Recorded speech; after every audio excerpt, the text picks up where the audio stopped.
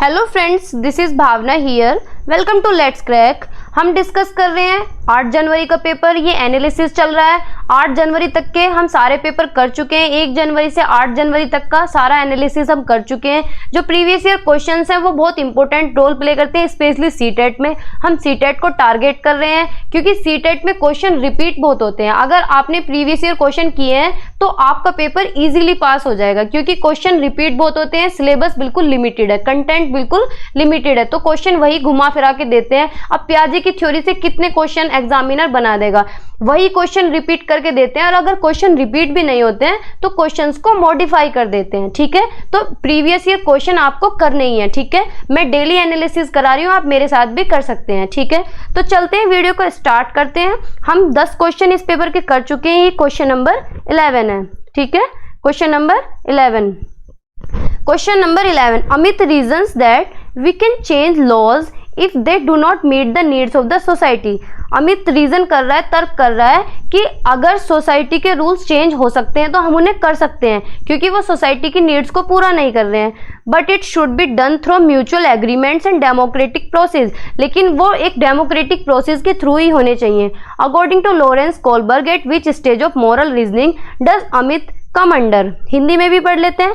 अमित तर्क देता है कि हम कानून को बदल सकते हैं यदि वे समाज की जरूरतों को पूरा नहीं करते हैं, लेकिन यह आपसी सहमति और लोकतांत्रिक प्रक्रिया के माध्यम से किया जाना चाहिए। लॉरेंस कोलबर्ग के अनुसार अमित नैतिक तर्क की किस अवस्था में है? अमित कह रहा है कि रूल्स एंड रेगुलेशंस को चेंज किया जाना चाहिए अगर वो सोसाइटी के काम नहीं आ रहे हैं। तो वो कौन सी स्टेज में है? वो है सामाजिक अनुबंध अभिविन्यास, यानी social order social contract orientation. इसमें क्या होता है, बच्चा rules and individual rules and regulation से ऊपर सोचता है। जैसे कि हिंज ने क्या किया था कि उसकी वाइफ बीमार थी तो उसने दवाई चुरा ली थी रूल्स एंड रेगुलेशंस को तोड़ के। अगर वो दवाई नहीं चुराता तो उसकी वाइफ मर जाती, तो इसलिए उसने रूल्स एंड रेगुलेशन से ऊपर भी कुछ सोचा कि किसी भी इंडिविजुअल की जान ज्यादा जरूरी है रूल्स एंड रेगुलेशन से। ठीक है, तो ये कौन सी स्टेज है? Social contract orientation.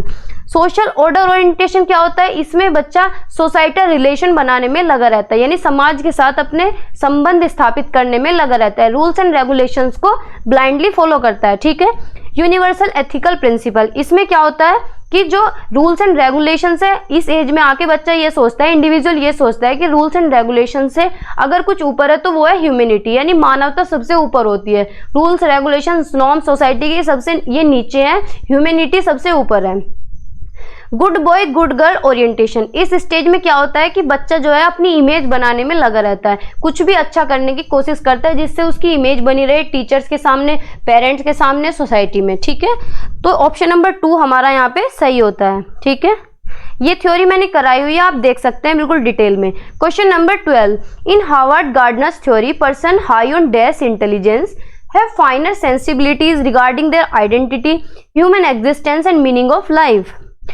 Harvard gardener के सिद्धांत में डैश बुद्धि के व्यक्ति में अपनी पहचान, मानव अस्तित्व और जीवन के अर्थ के बारे में संवेदनशीलता रहती है, यानी अपनी पहचान, ये हमें समझना है, यानी अपने बारे में बात हो रही है, खुद के बारे में बात हो रही है। तो हमारा ऑप्शन क्या होगा? इंट्रापर्सनल। जहाँ पे खुद के बारे में बात हो वहाँ इंट्रापर्सनल, यानी खुद को समझना, खुद की फीलिंग्स को समझना, खुद की लाइफ को समझना, लाइफ का मतलब समझना, ये आता है इंटरपर्सनल के अंदर। ठीक है, तो ऑप्शन नंबर 4 हमारा यहाँ पे सही होता है। बाकी के ऑप्शन भी देख लेते हैं। इंटरपर्सनल होता है दूसरों का समझना, दूसरों के फीलिंग्स को समझना, दूसरों के मूड्स, टेम्परामेंट्स को समझना। ठीक है, इसके अंदर साइकोलॉजिस्ट आ जाते हैं, सक्सेसफुल टीचर्स आ जाते हैं। ठीक है, लिंग्विस्टिक क्या होता है? जिनकी लैंग्वेज पे अच्छी कमांड हो, जिनकी लैंग्वेज में फ्लुएंसी हो। ठीक है, इसके अंदर ये रिपोर्टर वगैरह आ जाते हैं, जो प्रेस रिपोर्टर, जैसे अंजना ओम कश्यप है। ठीक है, नेचुरलिस्टिक क्या होता है? जिन्हें नेचर की समझ अच्छी होती है, उनके अंदर नेचर की बुद्धि पाई जाती है, जैसे पेड़ पौधों को अच्छे से जान पाते हैं। इसके अंदर हमारे फार्मर्स आ जाते हैं। ठीक है, किसानों को अच्छी नॉलेज होती है पौधों की। इसके अंदर बोटनिस्ट आ जाते हैं, जूलॉजिस्ट, इकोलॉजिस्ट आ जाते हैं। ठीक है, तो ऑप्शन नंबर 4 हमारा यहाँ सही होता है, अंत्यवैयक्तिक। ठीक है, आगे चलते हैं। Question number 13, a 5-year-old girl utters this is not for me, ये मेरे लिए नहीं है। Girls do not play with cars, लड़कियां कार्स के साथ नहीं खेलती। On getting car as a gift, उसे कार गिफ्ट मिलने पर वो बोली कि लड़कियां कार से नहीं खेलती। This is an indication of, ये क्या इंडिकेट करता है, यानी उसके दिमाग में ये सोच बनी हुई है कि लड़कियां कार से नहीं खेलती, लड़कियां तो गुड़िया से खेलती हैं। तो ये क्या सोच है, ये रूढ़िवादिता है जो पहले जमाने से सोच बनी आ रही है कि लड़कियां तो ये काम करती हैं, लड़के ये काम करते हैं, लड़के इससे खेलते हैं, लड़कियां इससे खेलते हैं। तो ये क्या है, जेंडर रूढ़िवादिता। क्या है ये, जेंडर रूढ़िवादिता। ठीक है। Question number 14, which of the following is an effective strategy to cater to cultural and linguistic differences in the class. कौन सा एक अच्छा तरीका है कक्षा में संस्कृति व भाषाई विभिन्नता को ध्यान में रखते हुए कौन सी नीति प्रभावी होगी।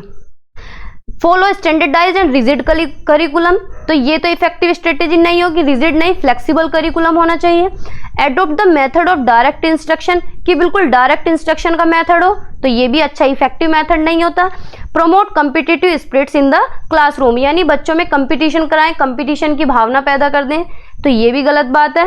Recognise that differences are not defects, ये बात ठीक है कि ये हमें पहचानना होगा कि जो विभिन्नताएं हैं, जो अंतर है, वो एक डिफेक्ट नहीं है, वो स्वाभाविक है, वो होनी चाहिए। कल्चरल डिफरेंसेस को हमें अपनाना चाहिए, विभिन्नताओं को अभाव के रूप में न देखना, हमें अभाव के रूप में नहीं देखना है, हमें तो उन्हें सोर्सेज के रूप में देखना है। जैसे कि अगर कोई दूसरी भाषा का बच्चा आ रहा है तो वो एक सोर्स का काम करता है, दूसरी भाषा सीखने के लिए मिलती है। ठीक है, तो हमें इन्हें अपनाना चाहिए। तो ऑप्शन नंबर 4 हमारा यहाँ पे सही होता है।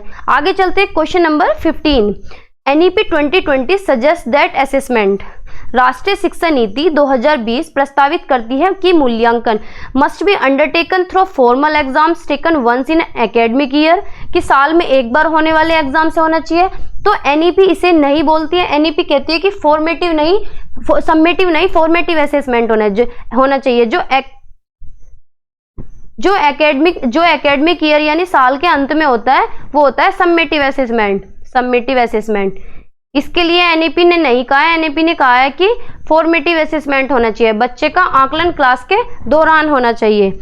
Is important to find out a child's progress over a certain period of time, ये बात बिल्कुल ठीक है कि बच्चे का ना साथ के साथ आकलन होता रहना चाहिए, बच्चे की प्रोग्रेस टाइम टू टाइम पता रहनी चाहिए, यानी क्लास के दौरान ही आकलन हो, वीकली टेस्ट हो, डेली टेस्ट हो, मंथली टेस्ट हो। ठीक है, यानी फॉर्मेटिव असेसमेंट हो बच्चे का। NEP बात करती है फॉर्मेटिव असेसमेंट पे, फॉर्मेटिव असेसमेंट पे। पहले हुआ करता था समेटिव असेसमेंट, अब ये शिफ्ट कर दिया गया है फॉर्मेटिव असेसमेंट पे। ठीक है, must be at the centre of all educational activities, ऐसा नहीं है। Is important to assign ranks to the children in order to merit, rank भी नहीं देना है बच्चे को। सेकंड ऑप्शन हमारा ठीक है, एक निश्चित अवधि में बच्चे की प्रगति का पता लगाने के लिए महत्वपूर्ण है। ठीक है, आगे चलते हैं question number 16, inclusive education requires, समावेशी शिक्षा के लिए क्या आवश्यकता है। Ability based rigid group of students, तो रिजिड तो ये नेगेटिव वर्ड है, जहां ये ऑप्शन रिजिड वर्ड आ रहा है वो तो ऑप्शन हमारा हो ही नहीं सकता। Consideration and respect of individual differences, ये बात बिल्कुल ठीक है कि जो इंडिविजुअल डिफरेंसेस हैं, जो व्यक्तिगत विभिन्नता है, वो उसकी हमें रेस्पेक्ट करनी चाहिए, उसका हमें सम्मान करना चाहिए, तो ये बात बिल्कुल ठीक है। Only vocational education for certain student, कि कुछ ही बच्चों के लिए एक व्यावसायिक शिक्षा हो, तो ये गलत बात है, सभी बच्चों को एक साथ लेके चलना है। इंक्लूसिव एजुकेशन बात करती है एजुकेशन फॉर ऑल, यानी सभी के लिए समान शिक्षा, एजुकेशन फॉर ऑल यानी सभी के लिए समान शिक्षा, चाहे वो किसी भी जाति से हो, किसी भी सोसाइटी से हो, किसी भी एरिया से हो, किसी भी जेंडर से हो, किसी भी रेस से हो, गरीब हो अमीर हो, ये मैटर नहीं करता, हमें सिर्फ बच्चे को देखना है। तो इंक्लूसिव एजुकेशन सभी बच्चों को एक समान लेने की बात करती है। ठीक है, stereotyping of student with disability, यानी जो रूढ़िवादिता है डिसेबल्ड बच्चों के लिए वो बनी रहे, तो ये गलत बात है। ऑप्शन नंबर 2 हमारा यहाँ सही है कि व्यक्तिगत विभिन्नता को हमें सम्मान देना है। ठीक है, व्यक्तिगत मतभेदों का ध्यान और सम्मान रखना है। ठीक है, तो ऑप्शन नंबर 2 यहाँ पे करेक्ट होता है। Question number 17, which of the following behaviour is an identifier of dyslexia. Dyslexia क्या होता है? रीडिंग डिसऑर्डर होता है। क्या होता है?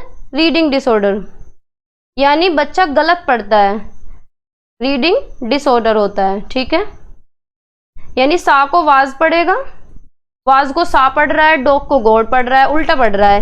कि राइटिंग BSD 21 as 12, ये बात ठीक है कि बी को डी पढ़ रहा है, 21 को 12 पढ़ रहा है, 12 लिख रहा है, तो ये क्या है, डिसलेक्सिया है। ठीक है, तो ऑप्शन नंबर फर्स्ट हमारा यहाँ सही होता है। Low attention span, high physical activity, ये ADHD में होता है, तो ऑप्शन नंबर फर्स्ट हमारा यहाँ पे ठीक होता है। ठीक है, आगे चलते हैं। Question number 18, student having autism can be identified by challenging the face in. Autism क्या होता है, बच्चे को आई कांटेक्ट बनाने में दिक्कत आती है, एक्सप्रेशन करने में प्रॉब्लम होती है, वो कम्युनिकेशन नहीं कर पाता सोसाइटी में अच्छे से। ठीक है, तो एक्सप्रेसिव एंड रिसेप्टिव कम्युनिकेशन, ये ऑटिज्म क्या होता है, अभिव्यंजन और ग्रहणशील संचार में चुनौती महसूस करता है वो। ठीक है, तो ऑप्शन नंबर फर्स्ट हमारा यहाँ पे ठीक है। ठीक है, आगे चलते हैं। Question number 19, successful inclusion of students with locomotor disabilities require. जो विद्यार्थी जिन्हें दिव्यांगता है उनके सफल समावेशन के लिए क्या आवश्यक है। ठीक है, जिन्हें चलने में प्रॉब्लम है, जिन्हें होल्ड करने में चीज़ों को प्रॉब्लम है। एक्सेसिबल इंफ्रास्ट्रक्चर, ये बात ठीक है। सेग्रीगेशन ऑफ स्टूडेंट, कि बच्चों को सेग्रीगेट कर दें, अलग अलग कर दें, तो ये बात गलत है।